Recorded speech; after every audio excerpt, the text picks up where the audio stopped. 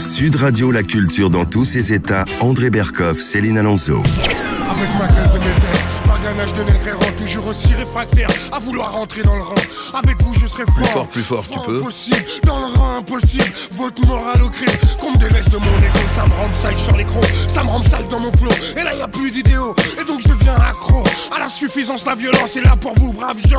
Laisse-moi zoom, dans ta Benz, quand tu white, ton bon passe avant gang. Laisse-moi zoom, dans ta Benz, quand tu white, ton bon passe avant gang.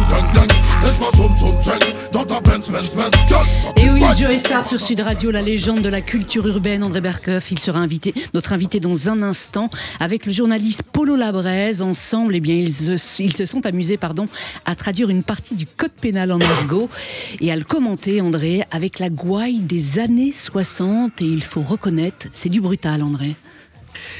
C'est du brutal et surtout c'est de l'actualité. L'argot, mais c'est aussi vieux que la langue française. La langue française, il y a eu 1500 ans d'argot, 1500 ans de langue française, mais là, ils l'ont renouvelé. Joey Starr et Polo Labrèze. Et effectivement, sous la forme d'un dialogue parfait, entre l'avocat Didier Morville et le condamné victime Polo Labrèze. Et il se passe des choses très fortes. Qu'est-ce que ça veut dire? Ça veut dire que cet argot, ils l'ont renouvelé. Ils sont allés trouver l'argot d'aujourd'hui.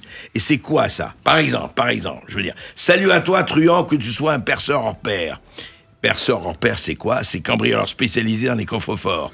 Un hareng de Pigalle, évidemment, un souteneur. Un spécialiste des faux talbins, un billet de banque, un fausse monnaie, faux billet. Ou de la carambouille.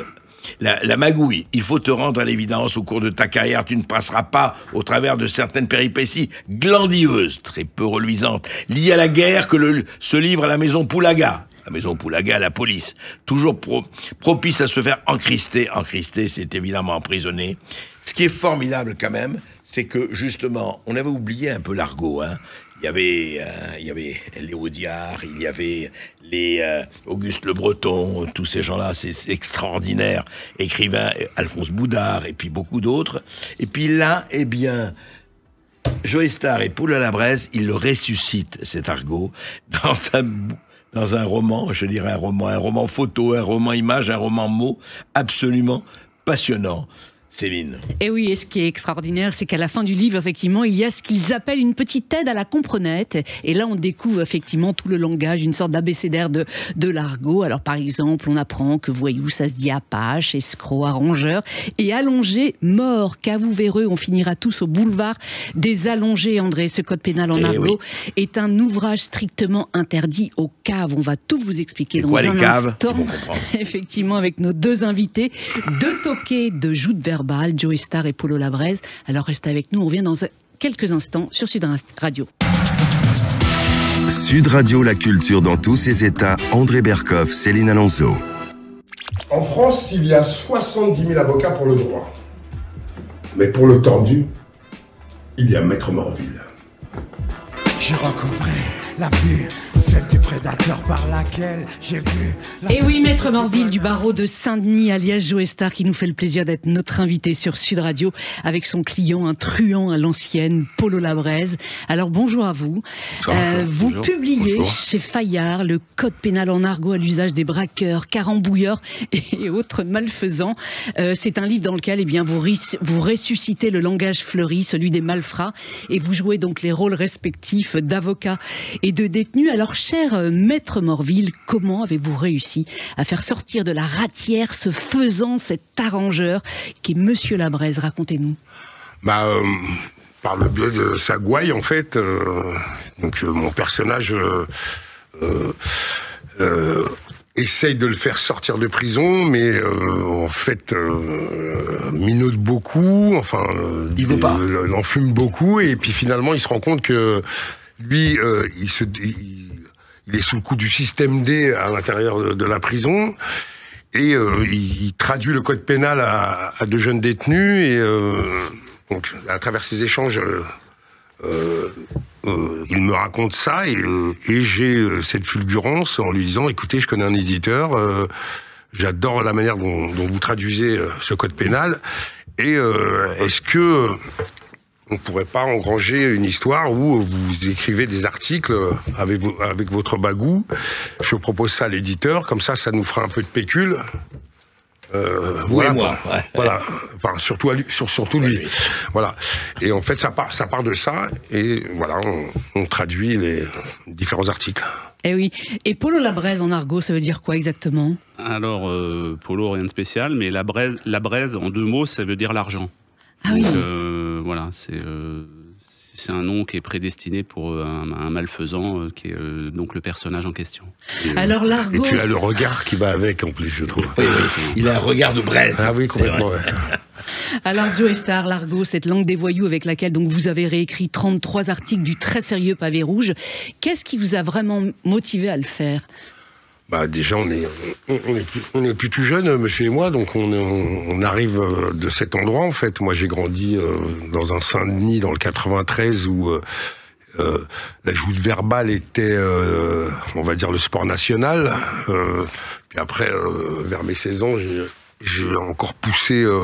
Mais vers c'était déjà la butte l'argot. Montmartre. C'était déjà l'argot. C'était l'argot, c'était aussi ce qu'on appelle aujourd'hui les punchlines, mais ces analogies, ces phrases fleuries, et puis cette posture quoi de gaillard, enfin voilà. D'accord. Et vous, alors vous avez été très grandi dans l'argot, Polo la braise. Oui, étant de la même génération, c'est-à-dire né dans les années 60, comme mon compère. On a été élevé avec les auteurs que vous avez indiqués tout à l'heure, Auguste Le Breton, Albert Simonin et autres, d'une part, et les œuvres cinématographiques qui vont avec, que tout le monde connaît, qui ont été dialoguées par Michel Audiard. Et donc, c'est quelque chose qui, évidemment, nous a beaucoup influencé. Et juste un mot, est-ce qu'à votre avis, par exemple, si je dis, combien de gens qui ont moins de 30 ans, si je dis touchez-moi au Grisby, pensez qu'ils savent ce que c'est que Grisby? Alors, j'ai 2 réponses. La première, c'est que si vous verrez sur la 4e de couverture du livre, on a adopté la signalétique de la télévision en bas à droite pour dire que c'est interdit aux moins de 40 ans. Ah oui. Voilà, interdit. Alors je montre le livre, voilà, interdit aux moins de 40 ans. Mais je vais vous dire, les moins de 40 ans, vous pouvez le lire. Hein. Vous emmerdez pas, je vous assure. Ça c'est la première chose.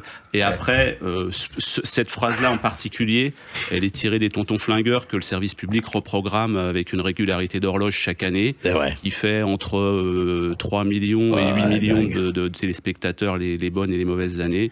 Donc je pense qu'il y a quand même quelques personnes qui sont au courant. Qui savent ce que c'est. Eh oui, alors vous parliez d'Audiard. André Pousse a été l'un des acteurs fétiches d'Audiard. Alors je vous propose d'écouter tout de suite sur Sud Radio quelques répliques, effectivement cultes, de certains de ses films.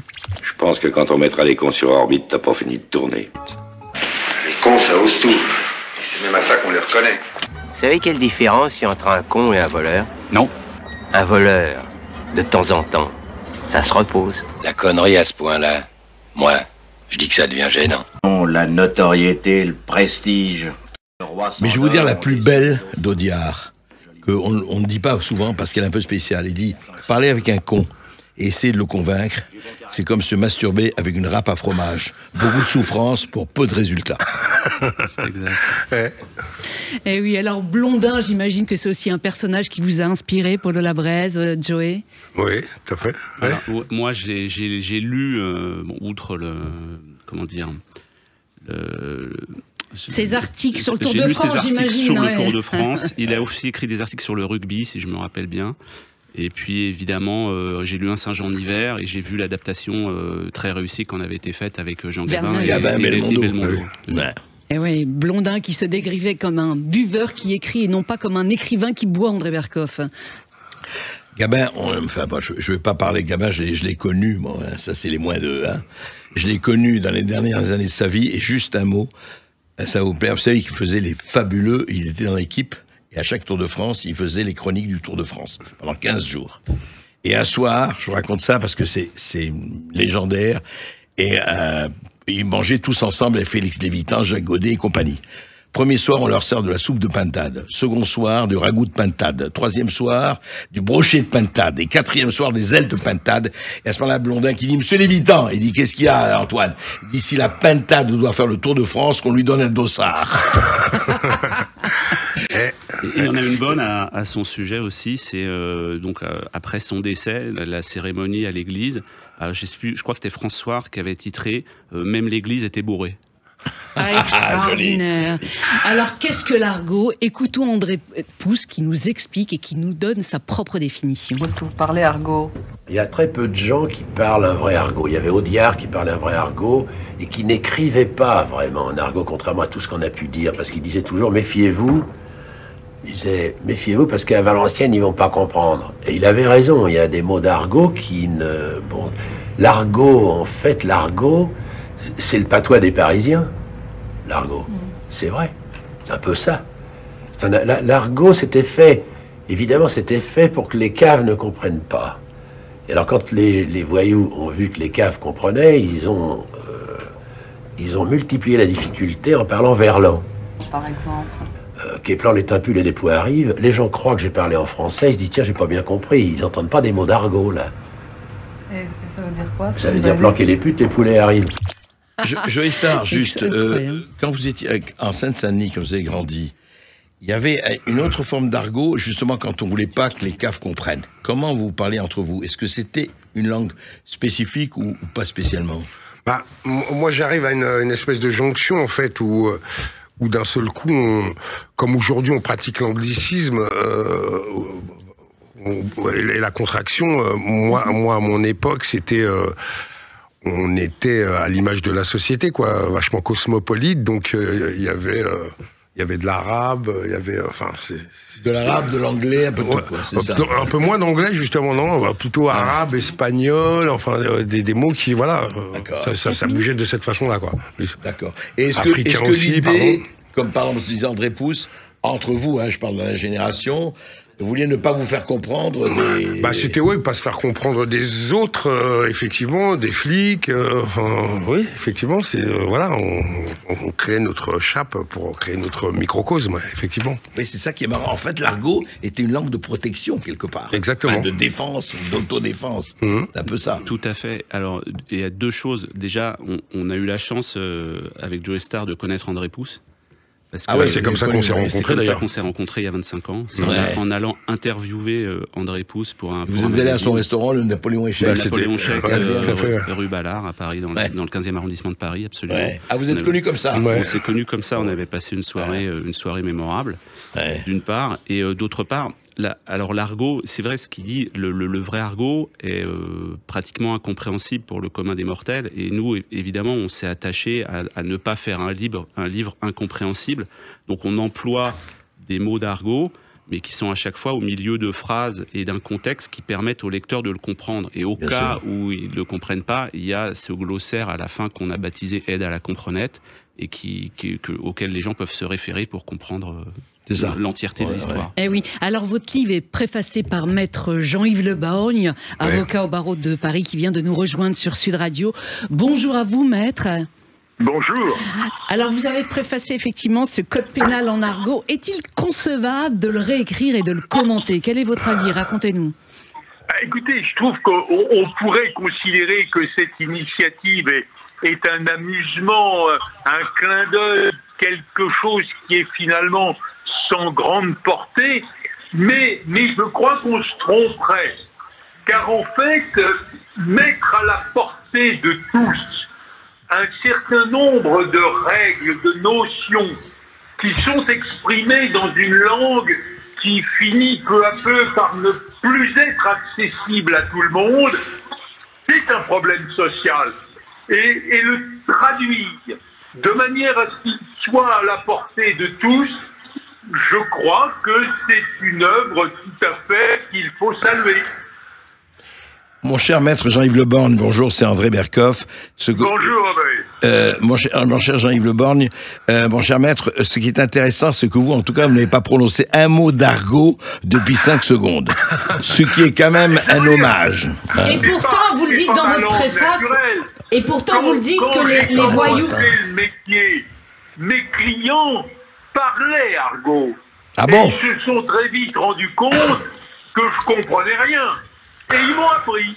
Ce qui fait que peu à peu, à défaut de pouvoir vraiment parler la langue, je la comprenais. Et vous savez, la langue peut être un fossé entre les personnes. Bien sûr. Je rappelle dans le livre quelque chose qui m'a marqué. Un président d'assises qui s'adressait à un accusé dans un français absolument impeccable. Mais l'accusé ne comprenait rien et le regardait avec des yeux ébahis, étant incapable de répondre à une question dont il n'avait pas compris le sens. C'est pas mal, ça. Il a fallu que je la lui traduise à voix basse, dans l'oreille, car on n'osait pas s'exprimer en argot d'une manière officielle. Et le président vous a remercié de votre entremise. Ouais. Mais oui. Eh bien, écoutez, maître, merci. Merci, vous avez été cet intercesseur interclasse. Et c'est ça qui fait votre grandeur aussi. Merci, Jean-Yves Le Borgne. Merci. Merci, maître, d'avoir été avec nous sur Sud Radio. Joey Starr, Polo Labrèze. Eh bien, dans un instant sur Sud Radio, nous allons continuer de parler de votre amour des mots et de la langue française. Joey Starr, aujourd'hui, c'est dans un rôle de professeur sur TF1 que vous excellez dans une série à succès. On va en parler dans un instant sur Sud Radio. Et bien entendu, on va continuer de parler argot avec vous deux. À tout de suite. Sud Radio, la culture dans tous ses états. André Berkoff, Céline Alonso. Je suis votre nouveau prof de français.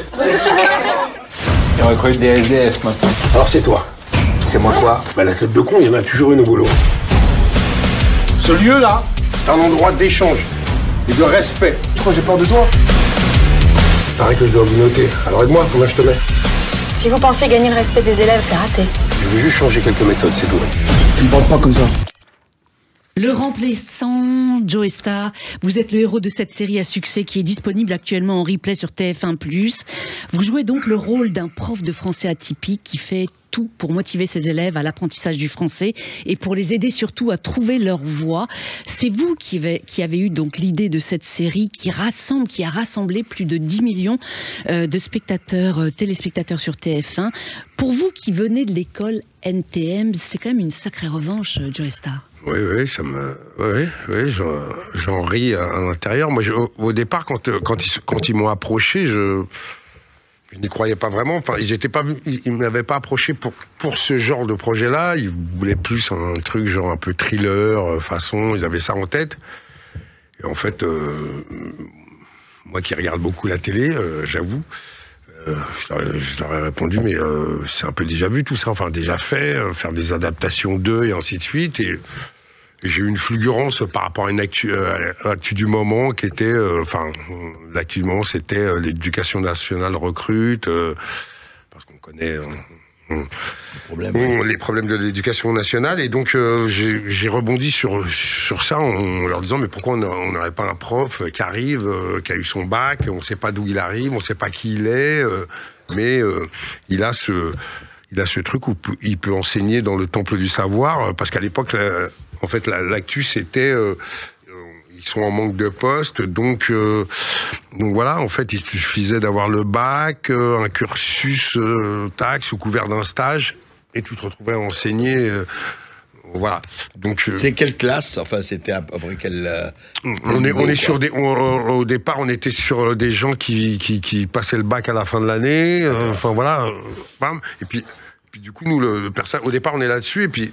En fait, nous, le personnage, on l'a fait bouger. Il se retrouve dans un lycée pro. En fait, le français est l'alibi qui fait la raison.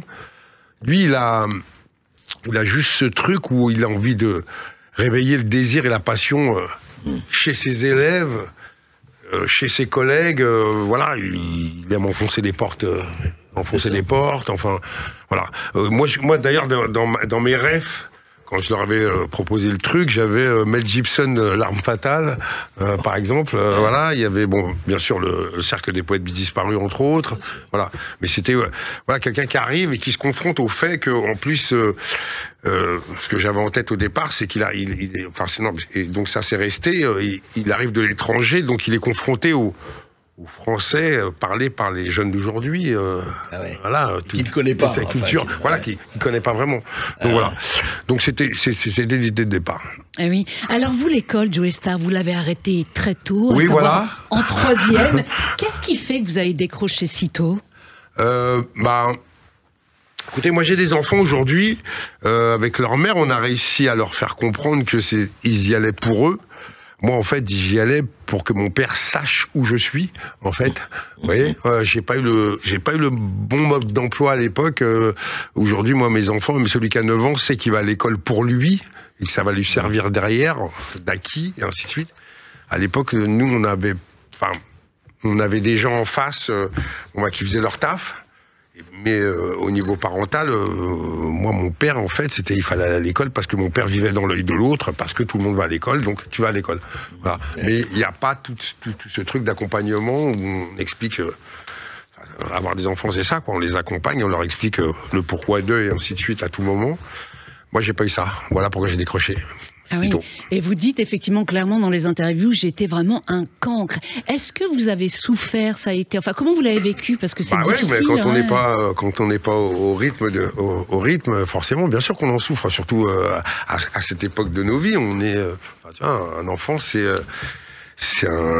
il est au seuil de tout, il s'imprègne de tout, et puis surtout, c'est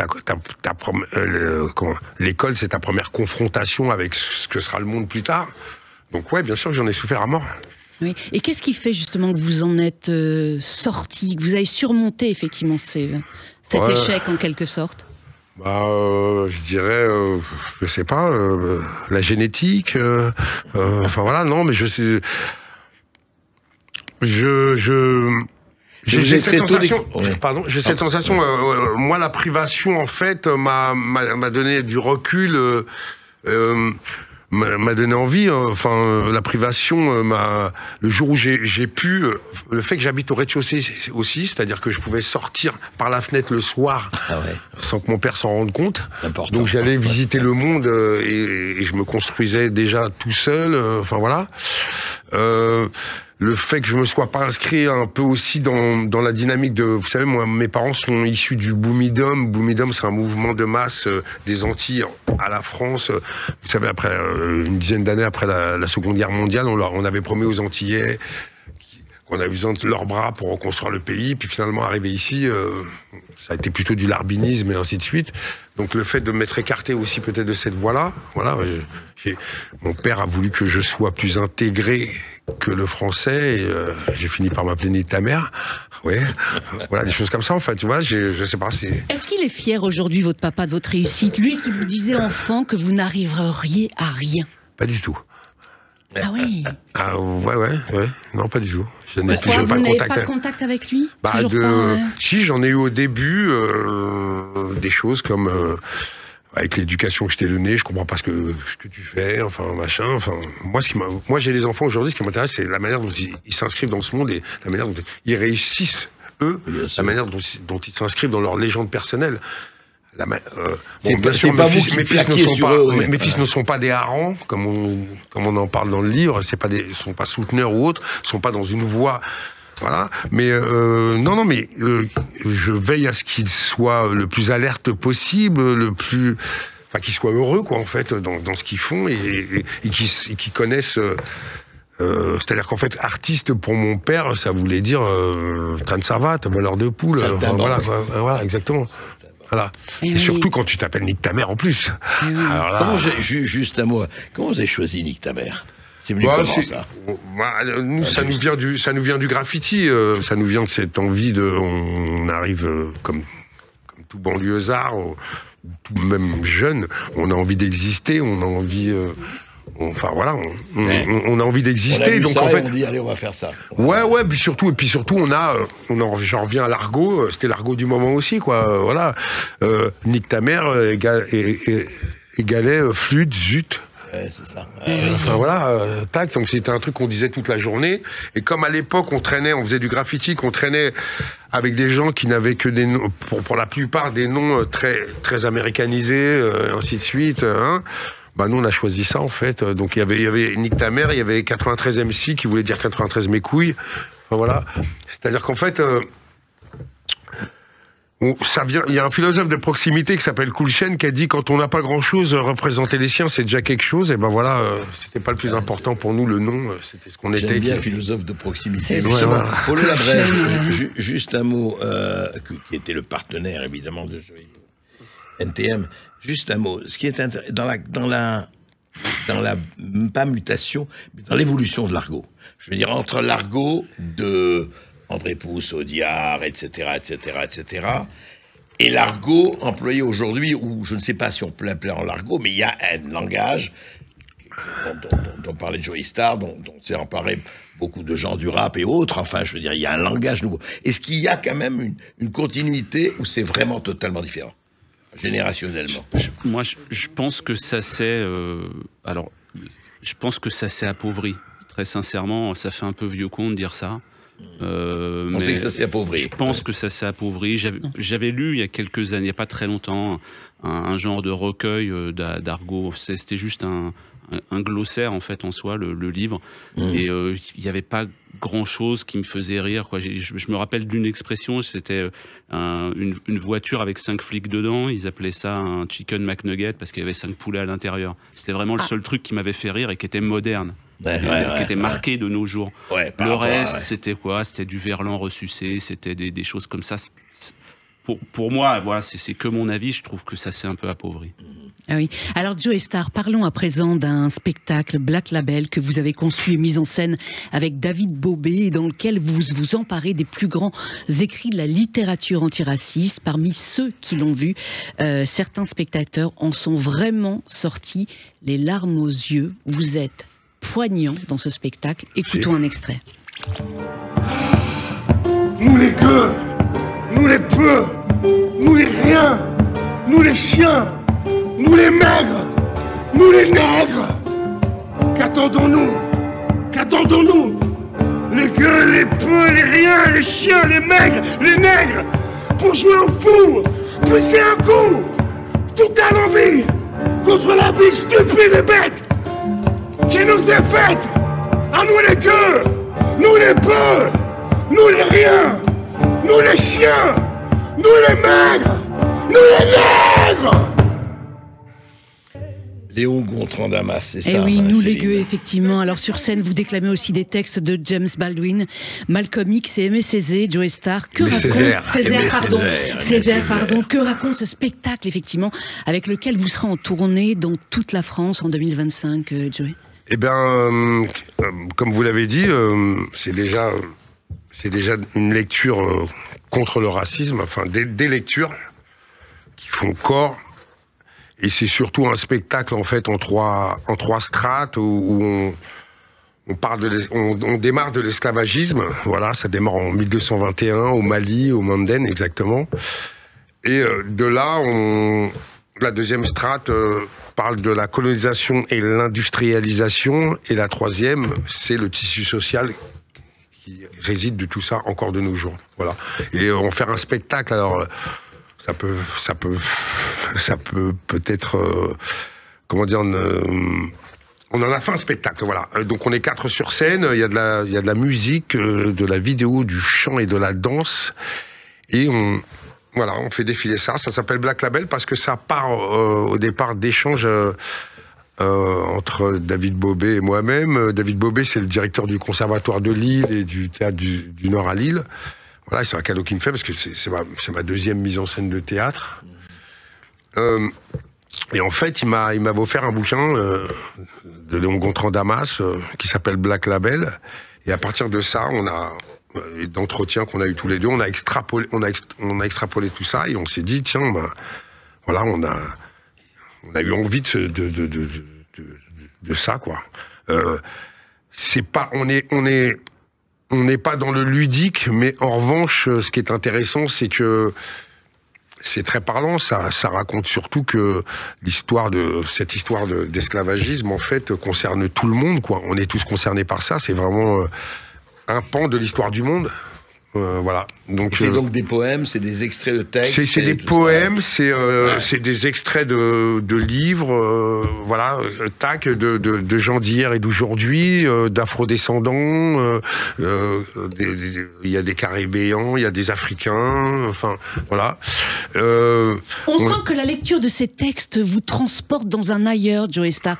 J'ai eu le plaisir de vous voir effectivement quand vous êtes produit sur scène. Est-ce que cette lecture vous a amené à vous questionner davantage sur vos propres origines? Ah ben oui, complètement. Ouais. Mais vous savez, tout à l'heure on parlait du remplaçant, je dirais la même chose de ce spectacle, je dirais même la même chose du code pénal. Moi j'ai la chance de faire des choses, en fait, je suis encore en construction à mon âge, à 57 ans, et je ne fais que des choses... dans nos échanges avec Paul, j'apprends encore plein de choses tous les jours et waouh, qu'est-ce que c'est bon. Voilà. Mais effectivement, oui, pour reparler de Black Label, oui, j'ai découvert plein de textes. Mais vous savez, quand j'ai commencé, moi j'ai rencontré le théâtre il y a pas très longtemps. J'ai commencé par une lecture qui s'appelait Éloquence à l'Assemblée, où je lisais en fait des textes de gens qui ont été artistes et qui ont eu des hautes fonctions, donc ça m'a réconcilié avec Victor Hugo, Lamartine, entre autres, et ainsi de suite. Donc ça me parle dans tous les sens. Oui. Moi qui ai arrêté l'école après la 3e, je le redis, comme vous l'avez dit tout à l'heure. Oui. Alors d'où je viens, c'est la question que pose une chanson à laquelle que vous venez effectivement de faire avec le groupe Vilain Cœur en feat. Écoutons-la tout de suite. M'emmène voir ailleurs. De quelle couleur on a repeint l'enfer. Mais je suis qu'un enfant. Si nulle part me fait peur. Dans vos printemps, moi j'espère. Je voudrais revoir mon frère. Je voudrais revoir mon frère. Je voudrais revoir mon frère. Je voudrais revoir mon frère. Je voudrais revoir mon frère. Et oui, d'où je viens sur Sud Radio, où je vais, j'emporte mes fantômes, Joey Starr. C'est ce que raconte ce titre, donc qui parle d'exil et d'enfance déracinée. En l'écoutant, effectivement, ça pousse à la réflexion, cette chanson, vraiment. Eh ben, moi, j'aime, enfin, je prétends faire ce que j'ai, donc si ça pousse à la réflexion, que demande le peuple, enfin voilà, quoi. Je pense être un citoyen du monde, un humain, voilà, donc comme contrairement à ce que peuvent penser certaines personnes, je m'intéresse beaucoup aux autres pour savoir dans quel monde je vis, donc si ce que je fais pousse à la réflexion, waouh, que demande le peuple. Oui, alors au début de votre spectacle Black Label, on vient d'en parler il y a quelques instants sur Sud Radio, il est dit la poésie est une arme de construction massive. Vous, quels sont les poètes qui vous ont construit? Waouh. Surtout.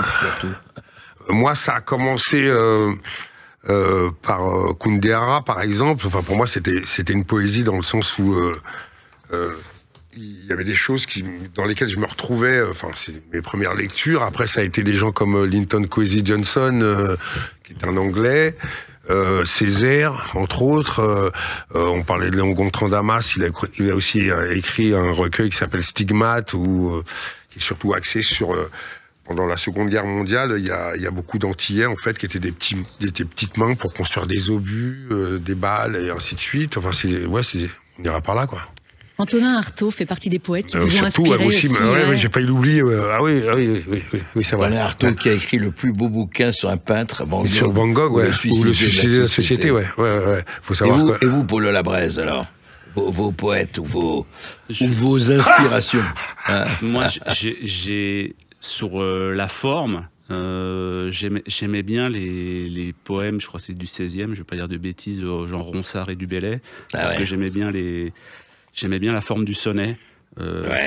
Ça m'a beaucoup plu, ça m'a inspiré. Puis plus tard, j'ai pas un poète préféré que je pourrais citer. Moi, j'en ai un autre que je pourrais citer, c'est Cool Chain aussi. Cool Chain de ATM, je trouvais que c'était un bon poète. Alors, Joey Starr, vous qui aimez effectivement les poètes, il y a une citation de Prévert qui va vous parler. Il a dit « Dieu chassa Adam à coups de canne à sucre et ce fut le premier homme sur la terre. » Je ne savais pas ça. Et oui. Vous savez qu'en plus, je sors un roman graphique en fin d'année, là, justement, qui parle d'éthylisme, où l'angle, en fait, on prend des faits de société, des faits d'histoire, enfin non, des faits historiques, justement, qui ont tous un lien parce qu'ils sont liés à l'alcool et l'éthylisme.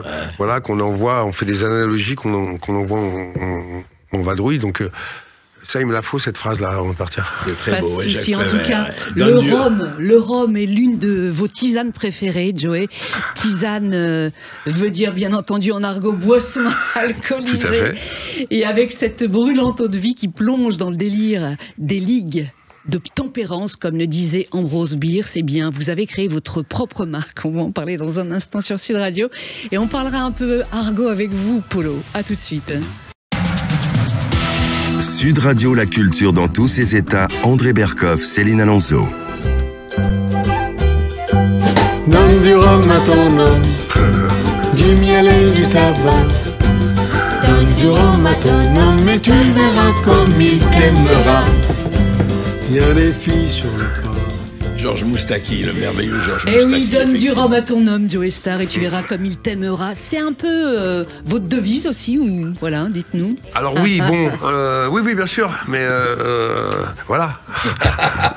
Je vais pas parler de modération ou autre, je dis voilà.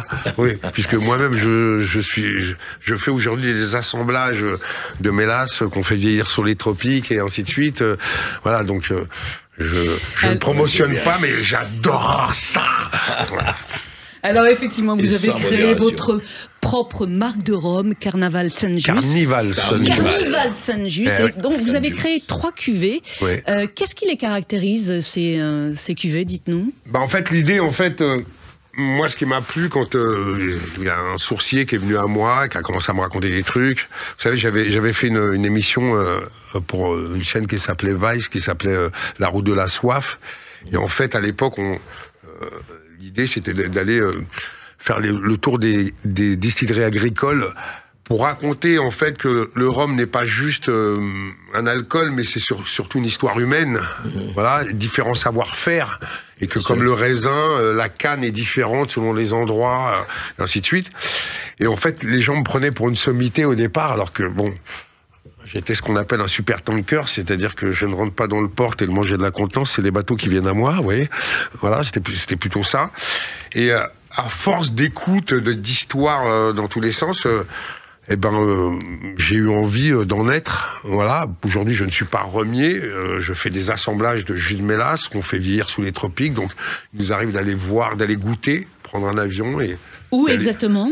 Maurice, on a des choses qui vieillissent en Afrique du Sud, il y a des choses qu'on devrait aller voir en Asie aussi, parce que de la canne, il y en a partout. Il y a des maîtres chais qui sont partis des Caraïbes et qui sont un peu allés mettre leur nez partout. Et du coup, aujourd'hui, on a des choses super intéressantes un peu partout sur le globe, voilà. Et comme je disais, moi je suis pas rhummier, donc nous on fait de l'assemblage avec du jus de mélasse qu'on fait vieillir sous les tropiques, dans des fûts de Bourbon. Enfin, il y a tout un principe, voilà, tout un. Et un process. Vous les vendez depuis quand? Enfin, ça circule. C'est sorti en août dernier et ça répond bien. Ben voilà, Carnival Saint-Just. Voilà, au vu de l'époque grinçante, les gens ont besoin de. Ah bah ça c'est clair. En tout cas, dans votre code pénal en argot, Joe Star et Polo Labresse, vous n'avez pas traduit l'article qui concerne l'ivresse sur la voie publique. Hein. Ah non, ça vous avez oublié, non? Vous n'avez pas souhaité. Non, il est plus classe, il est un petit peu plus classe, le Polo, donc non, ça il n'a pas eu. Alors, en tout cas, sur la 4e de couverture, il est indiqué une chose bien particulière, c'est-à-dire qu'il a été publié sans l'approbation de l'implacable Anastasie Faucheux, sensitivity reader aux éditions Bayard. Alors, donc, il n'y a eu aucune relecture, avouez-le. Non, mais il n'y a eu que des relectures, mais expliquez qui est Anastasie Faucheuse, c'est important pour les auditeurs. Anastasie Faucheux, comme son nom l'indique, est une spécialiste de la censure, un personnage imaginaire, cela va sans dire. Imaginaire, pas tellement en ce moment.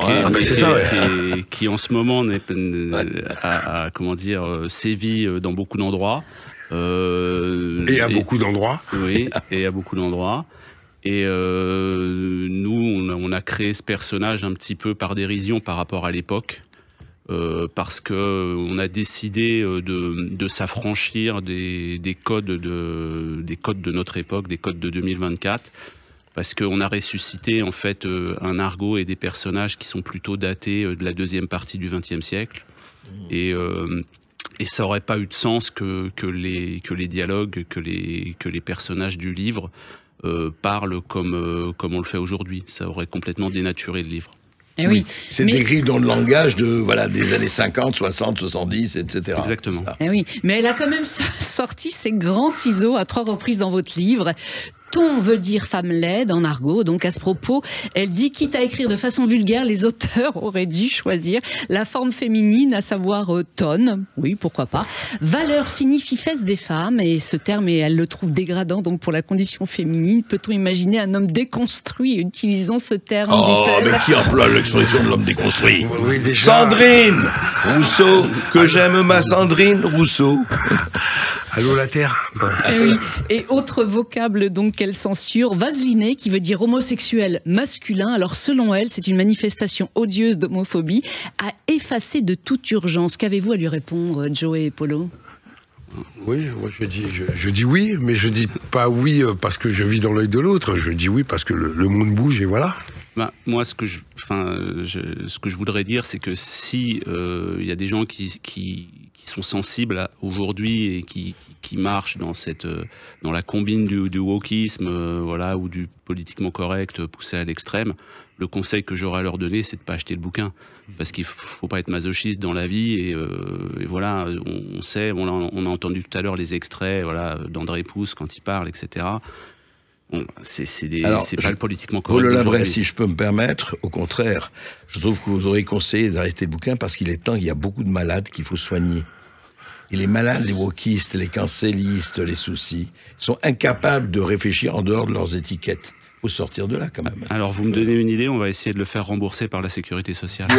Voilà. Ce que j'allais vous dire, à mon avis, ça marchera très bien. Ça. Vous, Joey, votre avis sur ce monde woke? Je dis que pour construire le problème, c'est que pour construire le présent, l'avenir, on a quand même besoin de savoir de savoir tabler sur le passé. Donc voilà, c'est très compliqué cette histoire. Voilà, moi je ne loupe jamais une occasion d'expliquer à mes enfants le pourquoi d'eux, même quand il est compliqué. Voilà. Pour parler du présent, il faut connaître le passé. Tout à fait. Voilà, tout simplement. Voilà. Merci. On ne peut pas parler du présent sans connaître. Il ne faut pas juger le présent avec les critères du passé. Voilà. Et puis surtout après, le point de vue diffère. Vous savez, d'une génération, d'une décennie à une autre, le point de vue des gens diffère. Donc, c'est dur de marcher droit avec tout ça, quoi. Et si Michael Jackson était toujours des nôtres, il dirait qu'il préfère le moonwalk au moonwalk. Ah, c'est joli, ça. Ouais. Qu'est-ce que t'es bon, toi? It ain't better if you're black and white. Hein, c'était aussi le truc de Michael Jackson, effectivement. Ah putain. Tout ça, c'est bien de lutter contre la connerie humaine, quand même, c'est important. C'était mieux avant, Joey Star? C'était bien avant, mais si on est vigilant, ça peut être bien maintenant. Mais si on est vigilant, au vu de ce qui se passe en ce moment, la vigilance est obligatoire.